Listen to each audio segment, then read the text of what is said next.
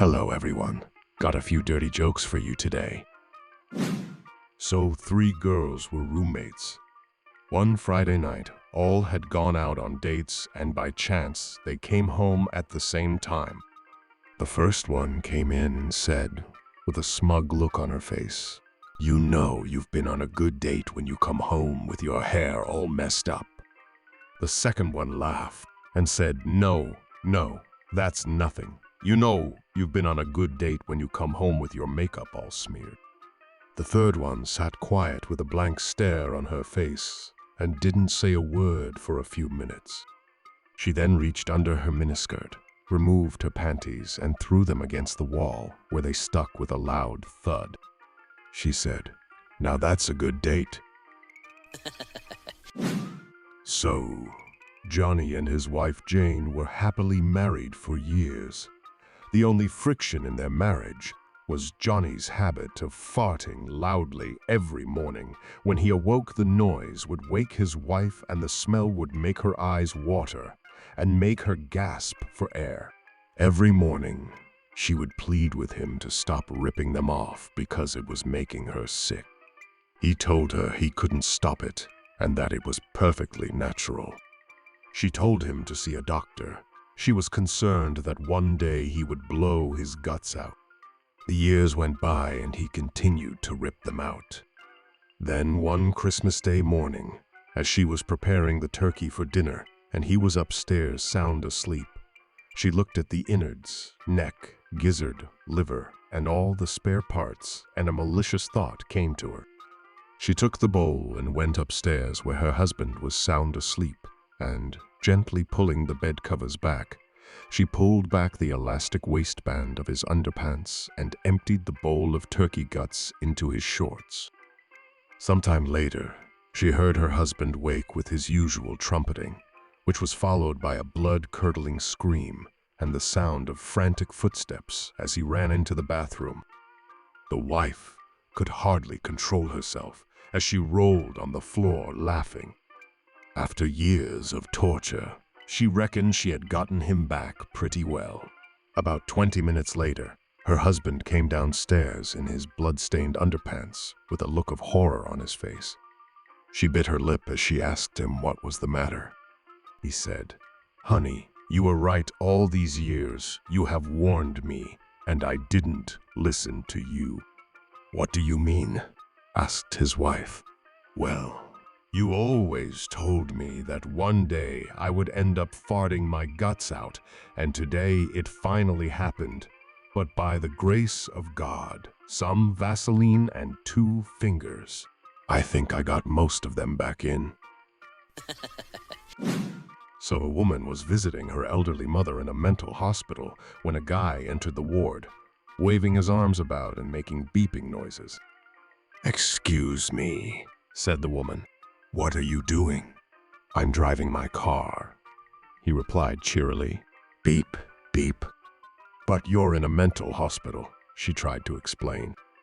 "You're not in a car." "Don't tell him that," cried one of the janitors. "He pays me $20 a week to wash it."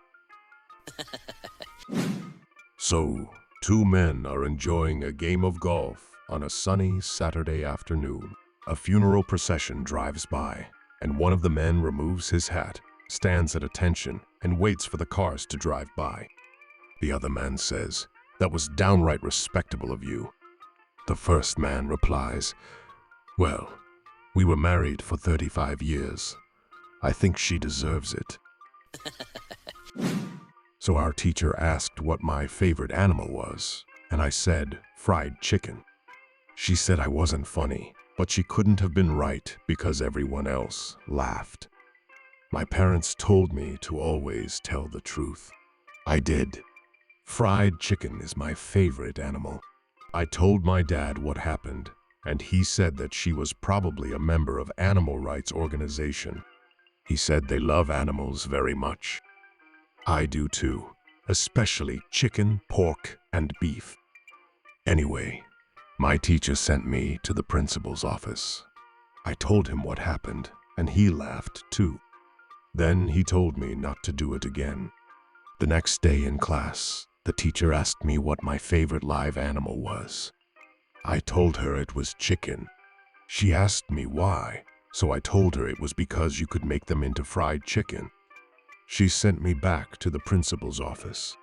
He laughed and told me not to do it again. I don't understand. My parents taught me to be honest, but my teacher doesn't like it when I am. Today, she asked me what famous military person I admired the most, and I said Colonel Saunders. Guess where I got sent next? So a nun walks into Mother Superior's office and plunks down into a chair. She lets out a sigh heavy with frustration. "What troubles you, sister?" asked the Mother Superior. "I thought this was the day you spent with your family." "It was," sighed the sister. "And I went to play golf with my brother. We try to play golf as often as we can. You know, I was quite a talented golfer before I devoted my life to Christ." I seem to recall that the Mother Superior agreed. "So I take it your day of recreation was not relaxing?" "Far from it," snorted the sister.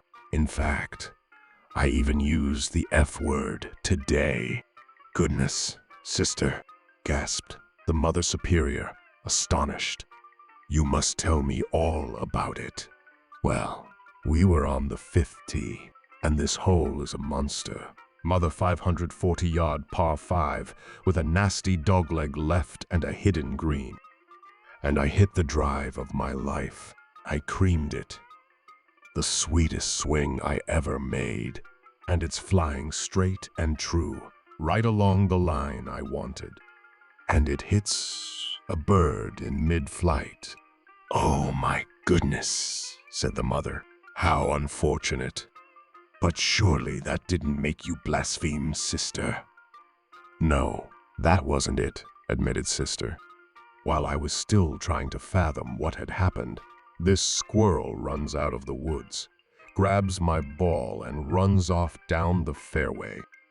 That would have made me blaspheme," sympathized the mother. "But I didn't, mother," sobbed the sister, "and I was so proud of myself. And while I was pondering whether this was a sign from God, this hawk swoops out of the sky and grabs the squirrel and flies off, with my ball still clutched in his paws." "So that's when you cursed," said the mother with a knowing smile. "Nope, that wasn't it either," cried the sister, anguished, because as the hawk started to fly out of sight, the squirrel started struggling, and the hawk dropped him right there on the green, and the ball popped out of his paws and rolled to about 18 inches from the cup. Mother Superior sat back in her chair, folded her arms across her chest, fixed the sister with a baleful stare, and said, "You missed the effing putt, didn't you?" So, two guys are chatting about investments. One of them says, "Hey, thanks for that tip you gave me last month. I've gone and put all my savings into that venture you mentioned."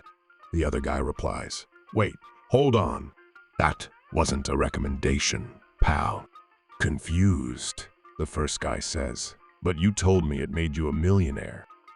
To which the second guy replies, "Yeah, but what I didn't mention is I used to be a billionaire." So one day, a man bought a lie detecting robot that would slap anyone who lies. He's sitting in his living room when his son walks in the front door. The dad asks, "Where you been, son?" The son replies, "I went to watch the new Kung Fu Panda movie." The robot comes and slaps the son. So dad says, "Son, the robot slaps anyone who lies. Now tell me the truth."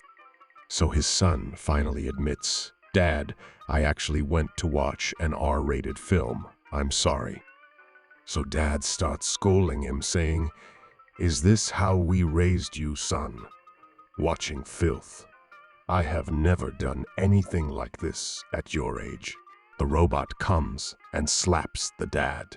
Seeing this, the mom walks in and says, "What did you expect? He's your son after all." So the robot comes and slaps the mom.